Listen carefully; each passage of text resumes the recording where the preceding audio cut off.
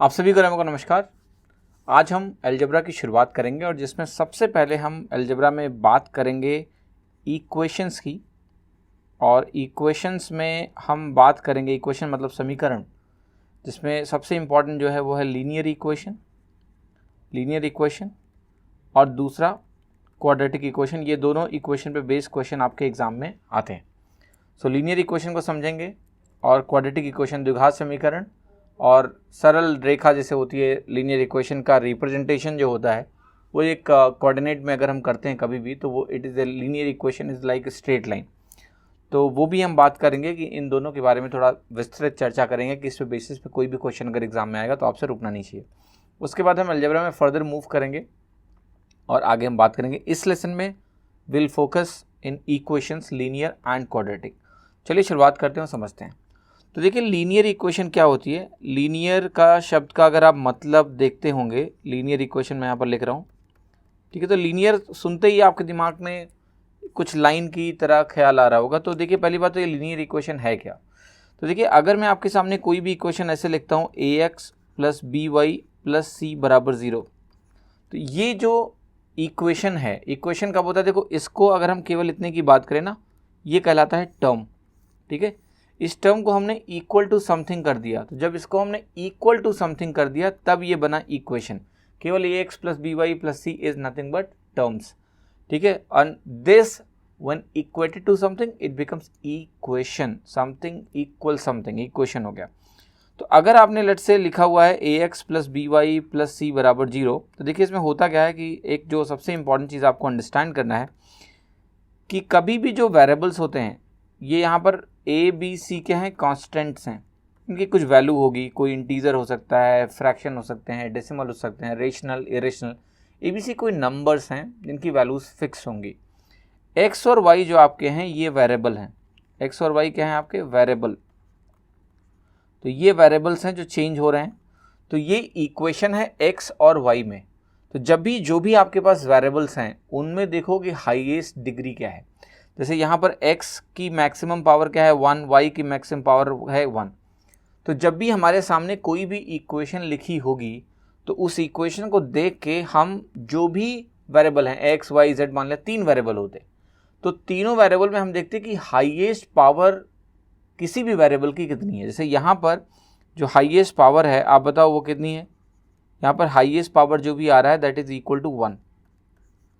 तो जब highest power मेरा इक्वल टू 1 है तो ये हम इक्वेशन की बोलते हैं डिग्री, कि डिग्री जो होती है इक्वेशन की 1 होती है। और अगर इक्वेशन की डिग्री 1 है 1, तो इसको हम बोलते हैं लीनियर इक्वेशन।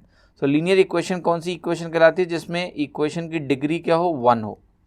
जैसे मैंने आपके सामने अगर लिख दिया x = 9, ये भी आपकी एक लीनियर इक्वेशन है, क्योंकि x एक वेरिएबल है जो कि इक्वल टू है एक कांस्टेंट 9, बट x की पावर क्या है 1।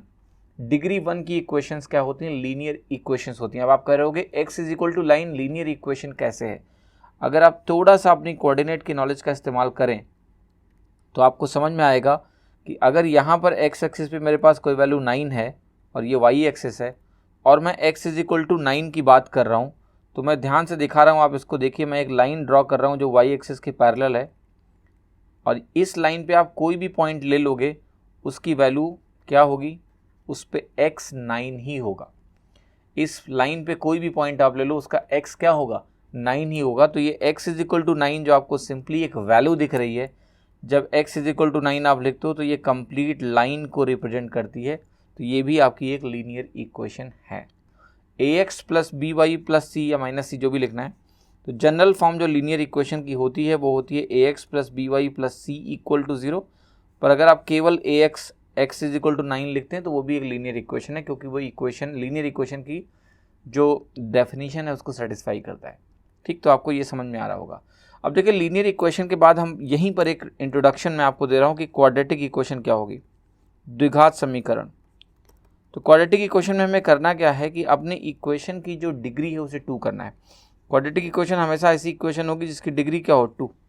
फॉर एग्जाम्पल अगर मैं आपके सामने एक इक्वेशन लिख दूँ x² + 2x + 1 = 0, तो ये एक क्वाड्रेटिक यानी द्विघात समीकरण है। बहुत ही सिंपल है। क्यों द्विघात समीकरण, बिकॉज यहाँ पर देखो x जो वेरिएबल है इसकी डिग्री कितनी है 2।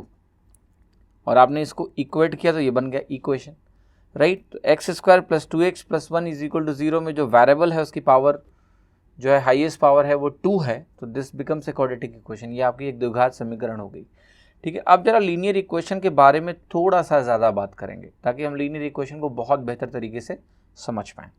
जैसे लीनियर इक्वेशन में मैं दिखाता हूँ आपको किस तरह के क्वेश्चंस आते हैं एग्जाम में।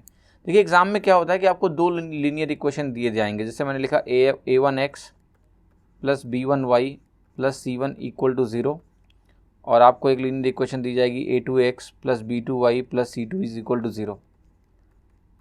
और ये दोनों इक्वेशन जब दी जाएगी तो आपसे पूछा जाएगा कि बताओ इसके कितने सोल्यूशन हैं। फॉर एग्जांपल मैं यहाँ पर लिख रहा हूँ कि 3x plus 5y equals to 10, right, equal to 10 लिख रहा हूँ, या मैं ऐसे लिख दूँ कि -10 इक्वल टू 0, राइट। इवन मैं कह सकता हूँ ऐसे कि यहाँ पर मेरे पास है 6x plus 10y minus 12 equal to 0, ठीक है। तो इस तरह की दो इक्वेशन मैं दे दूँ और मैं आपसे पूछूं कि बताओ इसके कितने सॉल्यूशंस होंगे, तो देखिए ये चीज़ आपको आंसर करना पड़ता है कि भाई कितने सॉल्यूशंस हैं, कि ये दो सेट ऑफ लीनियर इक्वेशंस हैं, इनके कितने सॉल्यूशंस पॉसिबल हैं। देखिए सॉल्यूशंस का मतलब एक ही होता है कि अगर मैं ऐसे x और y ढूंढ पाऊँ जो दोनों इक्वेशन को सेटिस्फाई करते हैं तो वो इक्वेशन का सोल्यूशन कहलाता है, जो आपने बहुत किया होगा। जैसे मैं आपके सामने अगर लिखूं x plus y is equal to 9 है और x माइनस वाई आपका 5 है, तो अगर ऐसी इक्वेशन है तो मैं पूछूं आपसे कि इसके कितने सोल्यूशन हैं, तो आप क्विकली कैलकुलेट करोगे, तो कैलकुलेट करते ही आपको क्या मिल जाएगा, you will get x is equal to 7 and you will get y is equal to 2। पर हमेशा अब इस केस को बोलते हैं कि इसका एक ही सोल्यूशन है, इसको हम बोलते हैं यूनिक सोल्यूशन। यूनिक सोल्यूशन, केवल एक ही सोल्यूशन है अगर ये मेरे पास दोनों इक्वेशन है तो। लेकिन अगर आपके पास मैंने देखिए एक इक्वेशन ऐसे दे दूं x plus y is equal to 9 और साथ ही साथ मैं एक इक्वेशन आपको दे रहा हूँ 2x plus 2y is equal to 10, मैं पूछूँ आपसे कि बताओ इस इक्वेशन के कितने सोल्यूशन हैं, तो यहाँ पर ऐसा नहीं कि हर बार यूनिक सोल्यूशन आएगा। आप खुद करके देखो कि इसमें अगर आप इसको 2x प्लस 2y बनाओगे तो ये क्या बनेगा आपका 18, तो आप कहोगे यहाँ पर 2x प्लस 2y 18 आ रहा है, यहाँ 2x प्लस 2y मेरा 10 ही आ रहा है, तो क्या इसका कोई सोल्यूशन आपको आता हुआ दिख रहा है? नहीं, तो यहाँ पर आपको कोई सोल्यूशन मिलेगा ही नहीं। ये केस हो गया आपका नो सोल्यूशन का, क्योंकि दोनों इक्वेशन जो है कंसिस्टेंट ही नहीं है, अलग अलग चीज़ें पॉइंट आउट कर रही हैं। एक कह रहा है 2x प्लस 2y 10 होगा, एक कह रहा है 2x प्लस 2y 18 होगा, पर इक्वेशन तो दोनों है। एक केस में आपको और दिखा रहा हूँ कि लेट से मैंने बोला कि x प्लस वाई तो मेरा 18 के बराबर है, और मैं आपको बोल रहा हूँ कि मेरा जो 2x प्लस 2y है वो 36 के बराबर है, तो यहाँ कितने सोल्यूशन होंगे?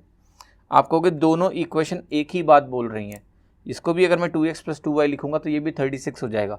जब दोनों इक्वेशन एक ही बात बोल रही हैं तो इसके इनफाइनाइट सोल्यूशन होते हैं, अनंत सोल्यूशन होते हैं, इनफाइनाइट सोल्यूशंस होते हैं। अब आप कहोगे ये बात तो सही है, ये सब चीज़ें अभी जो आपने समझाई अब इसे थोड़ा डिटेल में समझाओ ताकि हम कभी भूल ना पाएँ, हम इसको अंडरस्टैंड कर पाएँ और इसका एप्लीकेशन हमारे लिए आसान हो जाए। तो देखिए इसको मैं आपको बहुत आसानी से समझाऊंगा और आप कभी जीवन में चाह के भी इसको भूल नहीं पाएंगे, ठीक है। तो आगे बढ़ता हूँ और फिर से वो दो लीनियर इक्वेशन आपके सामने लिखता हूँ, a1x plus b1y plus c1 equal to 0, यहाँ लिख रहा हूँ मैं a2x plus b2y plus c2 equal to 0, ठीक है। ये दोनों चीज़ें लिख दी मैंने, और अब आप यही पूछ रहे हो कि बताओ इस केस में कैसे हम पता लगाएं कि कौन सी इक्वेशन के सोल्यूशन होंगे और नहीं होंगे इक्वेशन देख के। जैसे मैंने आपके सामने लिख दिया कि 2x plus 3y minus 10 equal to 0 है और 2x plus 4y minus 12 equal to 0 है, तो कैसे पता चलें कि इसके कितने सोल्यूशन होंगे, एक होगा या अनंत होगा या होगा ही नहीं। तो इसके लिए थोड़ा सा मैं आपको आगे लेके जाऊँगा और मैं आपको पहले समझाने की कोशिश करूँगा कि भाई सोल्यूशन का मतलब क्या होता है, what is the meaning of solution. तो देखिए ध्यान से, हमेशा कि कभी भी आपके पास कोई लीनियर इक्वेशन है, मान लिया मैं आपको फॉर्मेट लिख के दिखाता हूँ। अगर आपके पास कोई लीनियर इक्वेशन ऐसी है x upon a plus y upon b is equal to 1, तो इस फॉर्मेट में अगर आप कोऑर्डिनेट ज्योमेट्री की बात करें, कोऑर्डिनेट ज्योमेट्री में ये वाला जो फॉर्मेट होता है आपका x upon a plus y upon b is equal to 1, इसको अगर आप प्लॉट करेंगे कोऑर्डिनेट में, मान लेता हूँ a पॉजिटिव और b पॉजिटिव है, तो ये इस तरह की एक लाइन बनती है जिसको आप बोल सकते हो ये होगा a,0 और ये होगा 0,b। मेरा कहने का मतलब है मैं आपको विजुअली दिखाना चाहता हूँ कि कोई भी लाइन कैसी दिखती है कोऑर्डिनेट ज्योमेट्री में। फॉर एग्जांपल जैसे आपके पास एक लेट से इक्वेशन है, वो है 2x plus 3y is equal to 6, और आपका मन है कि मुझे कोऑर्डिनेट में इसको देखना है कि ये कैसा दिखेगा इक्वेशन, विजुलाइजेशन ऑफ इक्वेशन। तो ये आपका बनाएगा x/3 + y/2 is equal to 1। अब आप जाके कोऑर्डिनेट में इसको प्लॉट कर देना। आप कहोगे ये बनेगा 3,0, मतलब यहाँ 3 की डिस्टेंस लेनी है, यहाँ 2 की डिस्टेंस लेनी है, 2 पॉइंट मिलेंगे, इनको ज्वाइन कर दो, लाइन मिल गई। आपको पता है, आपने अभी लाइन को विजुलाइज कर लिया कि 2x + 3y = 6 क्या है, यू जस्ट विजुलाइज इट। तो अब मैं आपको दूसरी इक्वेशन दिखा रहा हूँ, लेट्स से कि 3x + 2y = 6 अगर लिया मैंने, तो उस केस में जो इक्वेशन बनेगी आपकी वो बनेगी x/2 + y/3 is equal to 1, यानी x पे 2 लेना है और y पे 3 लेना है, तो ऐसे कुछ बनेगा। और इसको अगर मैं ज्वाइन करूँगा इस तरीके से तो ये यहाँ पर कट मारेगा। जिस पॉइंट पे दोनों लाइंस मिल रही हैं वो क्या हो गया, उसी पॉइंट को बोलते हैं कि ये दोनों लाइंस पे लाई कर रहा है, या मैं ऐसे बोल दूँ कि इस पॉइंट की जो x और y की वैल्यू है वो दोनों इक्वेशन को सेटिस्फाई करेगी, क्योंकि वो एक ही जगह मिल रहे हैं। इसको हम बोलते हैं सॉल्यूशन। तो आप खुद देखो इस सिनेरियो में, क्योंकि जो दो लाइंस मेरे पास हैं वो जहाँ मिलेंगी उसको हम बोलेंगे कि वो सॉल्यूशन है। तो यहाँ पर क्या हुआ कि वो दोनों एक ही पॉइंट पे मिले, हमने बना के देखा, तो इसलिए इस इक्वेशन में क्या हो गया, मेरा एक ही सॉल्यूशन होगा, जिसको हम बोलते हैं यूनिक सॉल्यूशन। इसको हम बोलते हैं क्या, यूनिक सॉल्यूशन, क्योंकि वो एक ही बिंदु पे मिल रहे हैं, एक ही पॉइंट पे मिलते हैं। अब इससे आपको बहुत कुछ क्लैरिटी आएगी। अब लेट्स फॉरगेट, इक्वेशन को भूल जाते हैं, क्योंकि मैं पता है इक्वेशन इज ए लाइन। तो केस मैं बताता हूँ आपको। पहला केस यही है, आपने कहा कि एक लाइन ऐसी है और दूसरी लाइन मान लिया ऐसी हो गई, ठीक है। तो अगर ऐसा होगा तो वो एक ही पॉइंट पे मिलेंगे। क्या कोई दो लाइंस कभी 2 पॉइंट पे मिल सकती है, एग्जैक्टली 2 पॉइंट पे? जरा विजुलाइज करके देखना, एग्जैक्टली 2 पॉइंट पे कभी नहीं मिल सकते। या तो वो एक पे मिलेंगे और या फिर वो इनफाइनाइट पॉइंट्स पे मिलेंगे। मैं आपको समझाता हूँ कैसे, किन केस की बात कर रहा हूँ। तो पहला केस आप समझ रहे हो कि अगर 2 लाइन है मेरे पास और 2 लाइंस नॉन पैरेलल है, मैं एक शब्द का इस्तेमाल कर रहा हूँ कि मेरे पास 2 लाइंस हैं, मैं लिख रहा हूँ 2 लाइंस, और मैं बोल रहा हूँ कि वो दोनों जो लाइंस हैं दे आर नॉन पैरेलल। तो अगर मेरे पास 2 नॉन पैरेलल लाइंस हैं, असमांतर रेखाएं हैं, तो जो नॉन पैरेलल लाइंस ज़रूर एक पॉइंट पे मिलेंगी। जिस पॉइंट पे वो मिल रही हैं उसके पहले वो क्या है, कन्वर्जिंग है, एक दूसरे की तरफ आ रही है। अब जिस पॉइंट पे मिल गई उसके बाद वो डाइवर्जिंग हो जाती है, तो बाद में तो कोई सवाल ही नहीं उठता कि वो मिलेंगी। तो 2 लाइंस हमेशा नॉन पैरेलल एक ही पॉइंट पे मिलती हैं, बस ये ध्यान रखना। तो ये जो केस होता है, जब ऐसा कोई केस होगा तो हम बोलेंगे कि हमारे पास जो सॉल्यूशन है वो है मेरा यूनिक सॉल्यूशन। लाइंस के सॉल्यूशन क्या हो गए आपके, यूनिक सॉल्यूशन। आपको क्या, चलो समझ में आ गया। अब बताओ 2 लाइंस आपकी पैरेलल नहीं हो सकती हैं क्या? बिल्कुल ऐसे हो सकती हैं। पैरेलल हैं और वो सेम नहीं है, मतलब उनके बीच में डेफिनेटली कुछ ना कुछ गैप है। तो 2 लाइंस अगर पैरेलल हो जाएंगी तो आपको पता है 2 पैरेलल लाइन कभी मिलती ही नहीं है, या कुछ लोग कहते हैं इन्फिनिटी पे मिलती हैं। एक्चुअली इन्फिनिटी का मतलब क्या है, सोच सकते हो क्या? विजुलाइज करो, इन्फिनिटी कहाँ है? जहाँ इन्फिनिटी आप सोचोगे उसके आगे। तो एक्चुअली में दे नेवर मीट, ठीक है। बोलने को बोल देते हैं कि इन्फिनिटी में मिलती है, but they never meet. Parallel lines कभी मिलती नहीं। तो 2 पैरेलल लाइंस नेवर मीट। तो अगर पैरेलल लाइंस कभी मिलती नहीं है तो कोई पॉइंट ऑफ इंटरसेक्शन नहीं है। सोल्यूशन कहाँ से मिलता है? पॉइंट ऑफ इंटरसेक्शन से। तो ये केस मेरा नो सोल्यूशन का केस होता है, यहाँ कोई सोल्यूशन नहीं होगा। जैसे मैं आपको एग्जांपल जो आपको दिखाया था पिछला x + y वाला, आप उसको ज़रा ध्यान से देखें कि x + y अगर आपका 18 है, x + y आपका 9 भी है और 10 भी है, मान लिया। रुको मैं दिखाता हूँ आपको। मैंने लेट से कहा कि मेरा जो x + y है वो 10 है, और मैं आपको बोल दूँ कि मेरा x + y 5 है, राइट। अगर ऐसा कुछ मैं आपसे बोल दूँ तो ये दोनों लाइंस पैरेलल होती हैं। अभी मैं समझाऊंगा कि कब पैरेलल होंगी कब नहीं होंगी, कैसे पता करोगे। ये दोनों पैरेलल लाइंस हैं, और ये दोनों अगर पैरेलल लाइंस हैं तो ये कभी नहीं मिलेंगी, तो सोल्यूशन होगा नहीं, क्योंकि इंटरसेक्शन हो ही नहीं रहा है। अब एक केस और है तीसरा, जो आप समझ लो सब कुछ हो गया। जैसे मैंने कहा एक लाइन है ये ब्लैक कलर की, और एक जो दूसरी लाइन मैं आपके सामने लिखूँ वो भी लेट से वही लाइन हो, मतलब उसी के ऊपर हो जाए एग्जैक्टली। अगर 2 लाइन्स एक दूसरे के ऊपर हो गई तो इनफाइनाइट पॉइंट से मिलेंगे, नहीं मिलेंगे। कितने इंटरसेक्शन पॉइंट्स होंगे? आपको हो गए इनफाइनाइट इंटरसेक्शन पॉइंट्स हो गए। तो अगर इनफाइनाइट इनके इंटरसेक्शन पॉइंट्स हैं तो आपको पता है नंबर ऑफ सॉल्यूशंस कितने हो गए? नंबर ऑफ सॉल्यूशंस आपको हो गए यहाँ पर इनफाइनाइट सॉल्यूशंस होंगे, अनंत सॉल्यूशंस हैं। तो मैं लिख रहा हूँ इनफाइनाइट सॉल्यूशंस, ठीक है। आप पूछोगे कि भाई इनफाइनाइट सॉल्यूशन का मतलब क्या है? मैं आपको बताता हूँ इनफाइनाइट सॉल्यूशन का मतलब क्या है, वो भी आपको दिखाता हूँ। जैसे लेट्स से मैंने कहा कि आपके पास एक इक्वेशन है x + y = 5 और एक इक्वेशन है 2x + 2y = 10, राइट। अब इनफाइनाइट सॉल्यूशन क्यों है मैं आपको समझाता हूँ। मैंने कहा ये 1 ले लो, ये 4 ले लो। ये 1/4 लिया तो यहाँ भी 1/4 सेटिस्फाई करेगा, क्योंकि दोनों इक्वेशन एक्चुअल में सेम ही है। 1/4 1/4, फिर आपने कहा 1/4 पसंद नहीं आ रहा है, 1.1 लूँगा और इसको 3.9 लूँगा, मैं कहूँगा बहुत अच्छी बात है, 5 आ रहा है, सेम वैल्यू यहाँ सेटिस्फाई कर जाएगी। मतलब आप कोई भी एक्स एज्यूम करो, वाई निकाल लो और वही वहाँ रख दो, सेटिस्फाई हो जाएगा। तो इस तरह से आप अनगिनत सोल्यूशन बना सकते हो भाई। आपने कहा कि 1.1 लेंगे तो ये आपका 3.89 बनेगा। अब आप खुद ही सोचो कि आप x की कितनी वैल्यू ले सकते हो, इनफाइनाइट वैल्यू, y की उतनी इनफाइनाइट वैल्यूज आ जाएंगी, दूसरी इक्वेशन सेटिस्फाई हो जाएगी, इनफाइनाइट सॉल्यूशंस हो गए। अब देखिए ये तो हमने विजुलाइज कर लिया कि सोल्यूशन कब होते हैं यूनिक, कब होता है नो, कब होता है इनफाइनाइट। क्वेश्चन अब यहाँ पर ये है कि हम ये पता कैसे करें सिर्फ एक्सप्रेशन देख के कि क्या केस है। तो मैं समझाता हूँ। अब आप कहोगे कि आपका जो टास्क है, आपको ये दिख रहा होगा कि 3 कैटेगरीज में आप बांटोगे अपनी इक्वेशन को। पहला कि नॉन पैरेलल, अगर हम किसी तरह से ये पता कर लें कि मेरे पास जो 2 इक्वेशंस हैं जो कि एक्चुअली में 2 लाइंस हैं, वो अगर असमांतर हैं, ये मैं पता कर लूँ, तो मैं बिल्कुल तुरंत ही बोल दूंगा कि आपकी जो भी इक्वेशन आप हमसे बात कर रहे हो उसके यूनिक सॉल्यूशन होने वाले हैं। 2 लीनियर इक्वेशंस हैं, अगर मैं किसी तरह से इक्वेशन देख के जान जाऊँ बिना सॉल्व किए हुए कि वो नॉन पैरेलल हैं, तो उसका सॉल्यूशन एक ही होगा।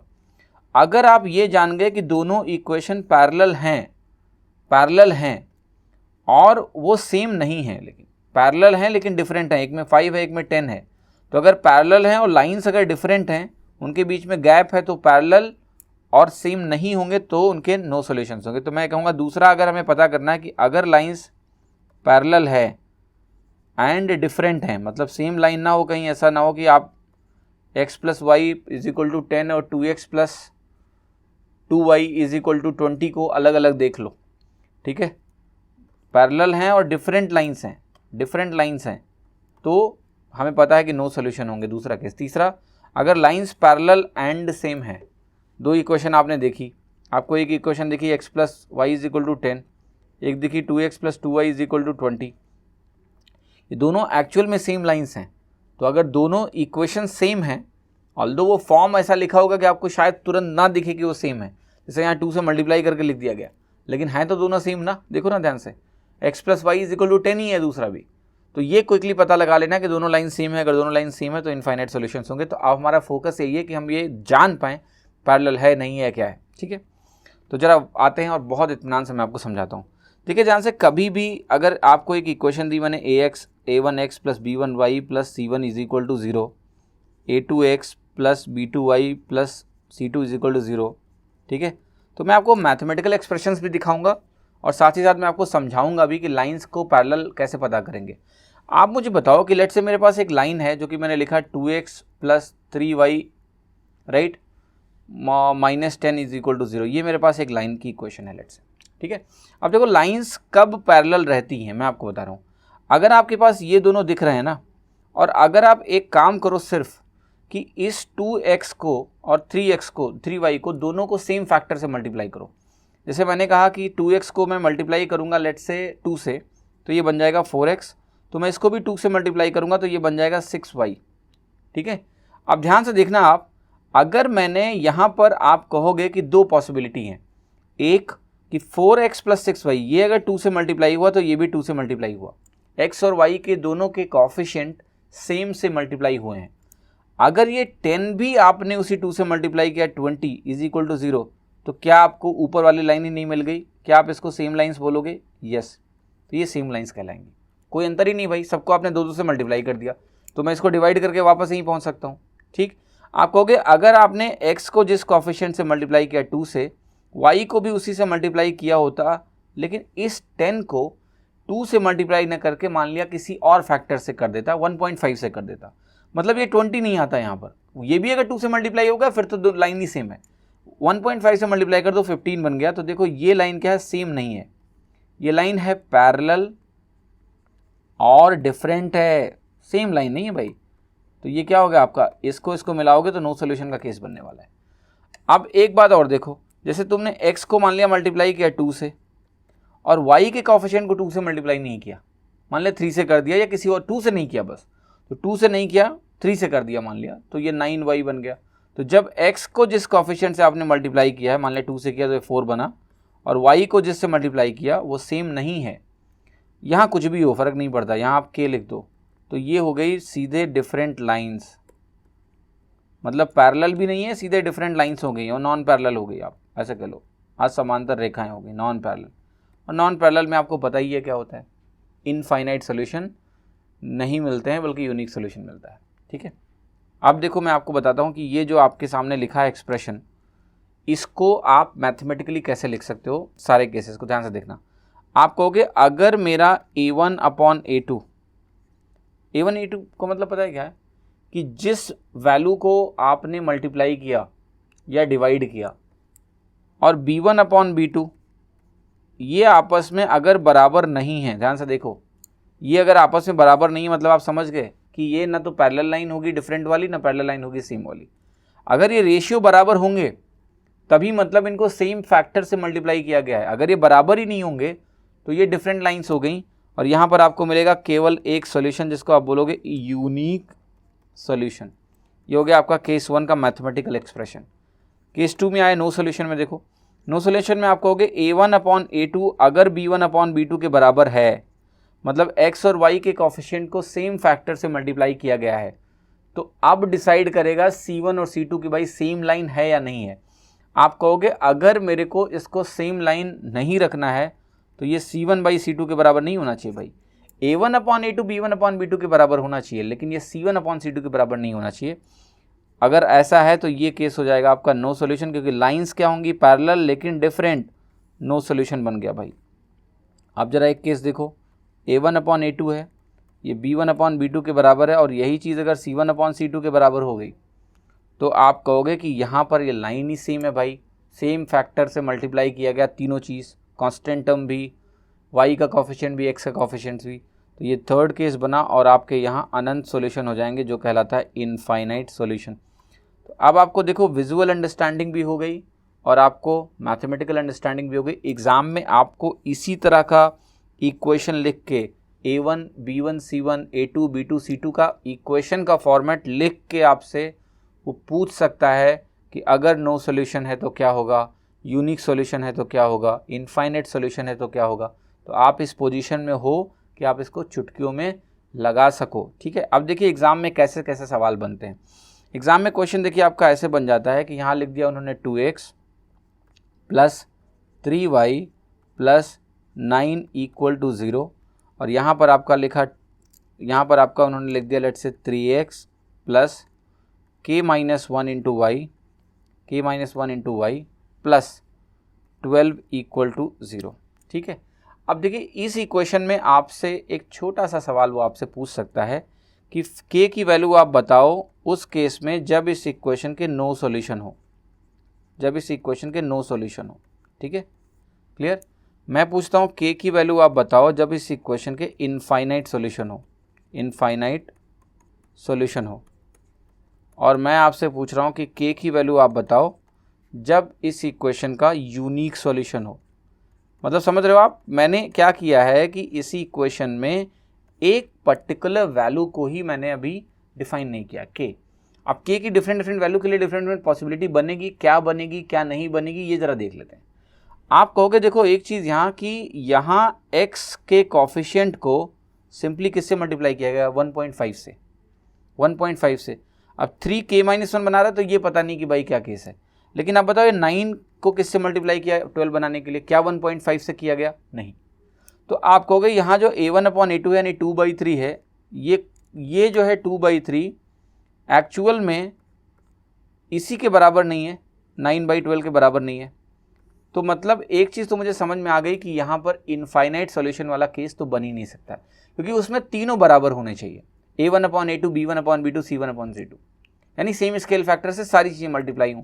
तो यहाँ भले ही चलो इसकी क्लैरिटी नहीं है कि ये सेम है या नहीं है, लेकिन ये तो क्लियर हो गया ना कि 2/3 और 9/12 बराबर नहीं है, तो तीनों आपस में बराबर नहीं हो सकते, तीनों रेशियोज अगर बराबर नहीं हो सकते तो यहाँ पर इनफाइनाइट सॉल्यूशन का केस नहीं होगा।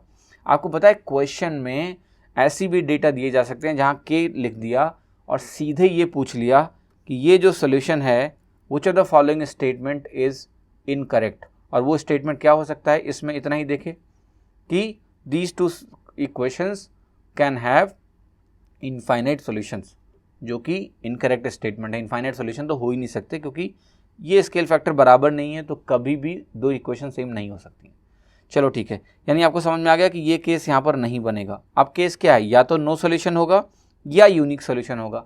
तो जब नो सोल्यूशन होगा तो यूनिक सोल्यूशन नहीं होगा, लेकिन नो सोल्यूशन जब होगा उसके अलावा कोई भी के की वैल्यू लोगे तो आपको यूनिक सोल्यूशन मिलेगा। अब आप क्या कहोगे कि भाई अगर मुझे नो सोल्यूशन का केस चाहिए तो मुझे a1/a2 क्या चाहिए होता है, 3/k-1। मेरा कहने का मतलब है कि जिससे तुमने इसको मल्टीप्लाई किया उसी से इसको भी करो, ठीक। तो इसको आप रेशियो फॉर्म में ऐसे लिख सकते हो, या फिर आप ऐसे बोलते कि भाई इसको आपने 1.5 से मल्टीप्लाई किया, 3 को अगर 1.5 से मल्टीप्लाई करेंगे तो 4.5 आएगा, यही मेरा k-1 होना चाहिए, तभी मेरी लाइंस पैरेलल होंगी। तो k की वैल्यू कितनी आ गई 5.5, जिसको हम बोलेंगे 11/2। तो k की वैल्यू 11/2 अगर होगी तो इस इक्वेशन के कितने सॉल्यूशंस होंगे, आप कहोगे आपके पास नो सॉल्यूशन होंगे।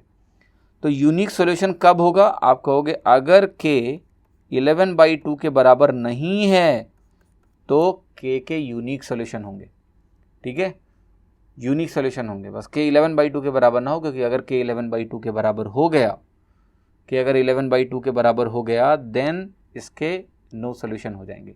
तो एग्ज़ाम में ऐसे क्वेश्चन बनते हैं जिसमें आपको एक पर्टिकुलर वैल्यू के लिए पूछते हैं कि बताओ k की कौन सी वैल्यू ना लें। जैसे इसी क्वेश्चन में पूछ सकता था मैं कि k की कौन सी वैल्यू ना लूँ कि मुझे यूनिक सॉल्यूशन मिले, तो आप कहते हैं k की वैल्यू 11/2 मत लो, ठीक है। बाकी किसी भी वैल्यू पे ये यूनिक सॉल्यूशन आपको दे देगा।